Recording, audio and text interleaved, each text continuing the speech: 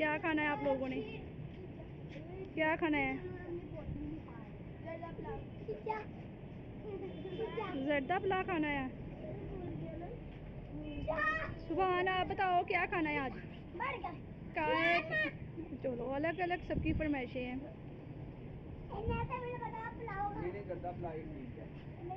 चलो ठीक है, आज की फरमाइश पे जर्दा पुलाव बना रहे हैं। जर्दा पुलाव बना रहे हैं। अभी तो 4 बजे हैं, अभी टाइम है, गैस बंद हुई हुई है।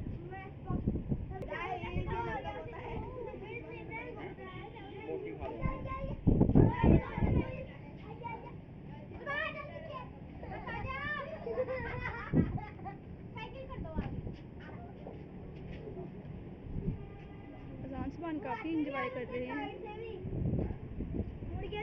आज इन्होंने ट्यूशन से भी छुट्टी कर ली है क्योंकि बारिश हो रही है।